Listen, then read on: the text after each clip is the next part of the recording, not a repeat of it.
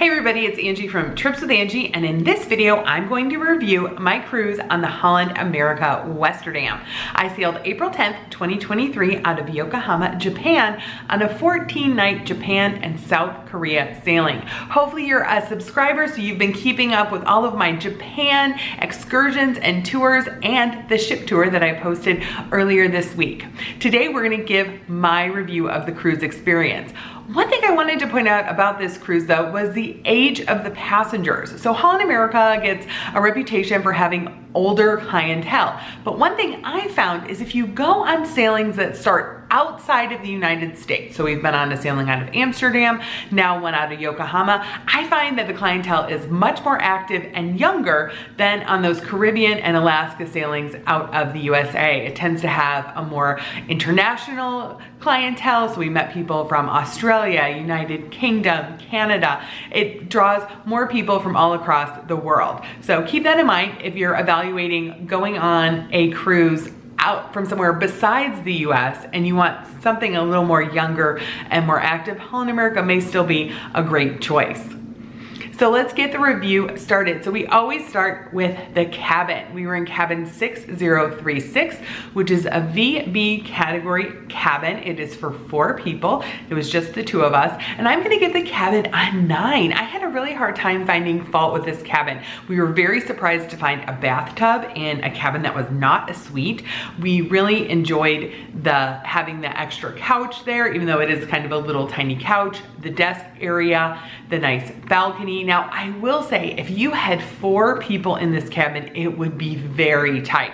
So the first thing is the bunk would come down over the 2 beds. So I don't really see how you could have the 2 twin beds pushed together to form a queen. And the sofa bed was very small. You would also have an issue with storage. While there was plenty of storage for the 2 of us, I think you would be struggling a bit with 4 people. But overall, for us, definitely a 9. I did detect 1 point because we had trouble with the temperature, keeping the temperature consistent in the cabin. Sometimes it was too hot, sometimes it was too cold, and it's just one of those dials, so you just turn it down to as cool as you could get it, but it really didn't control the temperature well. And there was a little bit of wear and tear on the balcony, but again, just nitpicking. Overall, very happy with this cabin. Next up, we have overall ship condition, and surprisingly, I'm gonna give it a 9. I was really worried about coming on one of the older Holland America ships. I was worried what it was gonna be like. Was it gonna be dated? Was it gonna be rusty? And it's not. The ship recently came out of dry dock. It's in great shape. In fact, we walked on board and I was like, wow, this looks really good. They did a terrific job. Now there is some weird things where there's spaces like the Explorer's Lounge and Lincoln Center Stage that they're not really using. Hopefully they'll figure out a purpose for those areas, because it would be nice just to have another space to enjoy. But the people who love sitting quietly and reading loved having that space all to themselves. I think there are still some areas that can use a little work, especially on the pool deck. That's completely understandable for the age of the ship. So overall, 9 out of 10.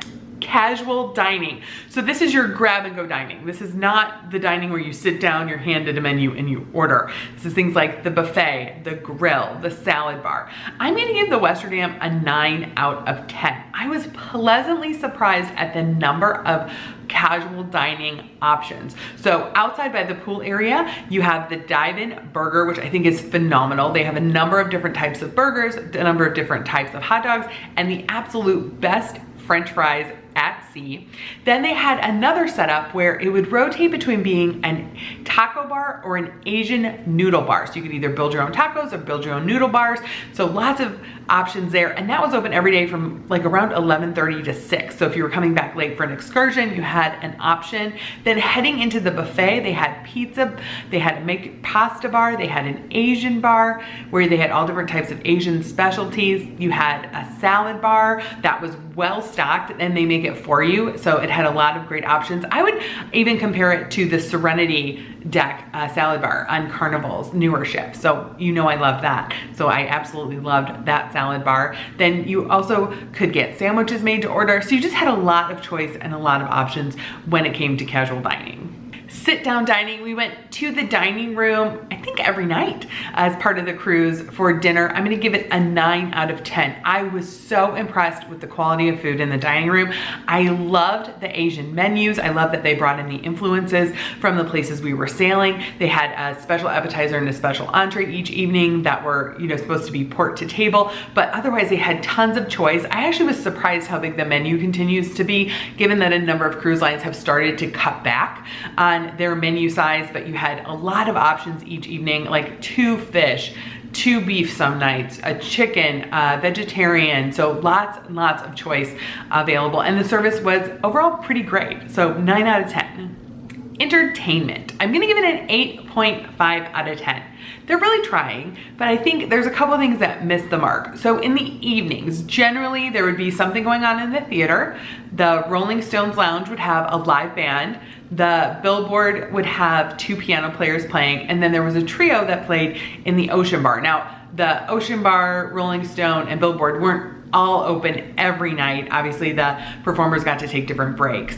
But the reason I took a 1.5 deduction is I think the main stage needs more pizzazz. So it had a movie one night, which I guess may be hard to find performers to come to Japan. I'm not sure what was up with that. It had 3 production shows. They were dance shows, your typical, but I really missed having the live band. So one thing I've said about some of the previous cruises, even though it doesn't have the production value, I think there's a lot of energy and fun when you have a live band playing with the dancers. So I kind of missed that on this sailing, so I didn't love that. Also, I think they had guest performers, but they performed several times, which is fine.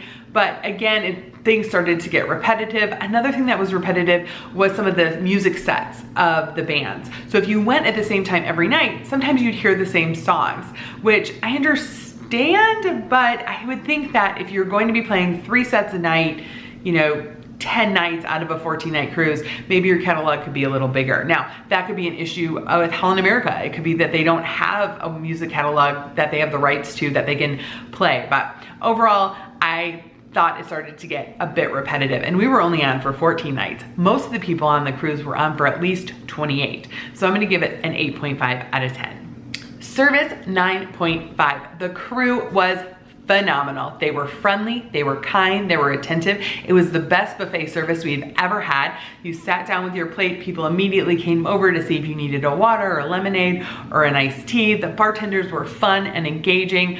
I think it was just terrific. Now, there's a half-point deduction. There was a couple of missteps in the dining room. I think the maitre d' may have sat too many people at the exact same time in someone's section, so I can't give it a perfect 10, but oh, so close. Value. I'm gonna give it a 9. Now, these are expensive cruises. They are 14 nights, they are exotic, but I was so impressed with the quality of the food that really drives up this score. Some of the dishes we had were equivalent to what we had on Seabourn. So I think they did a phenomenal job on the sailing, and I think we definitely got a high value. So 9 out of 10. So overall, that leaves us with a score of 9. So if you've been paying attention to my reviews of all the other cruises we've been on recently, this puts it right up there with the Wonder of the Seas as one of the top cruises we've had in the last few months. But I want to know what you think. Have you been on the Holland America Westerdam since the renovation? What did you think? What did you love about it? Let me know in the comments below.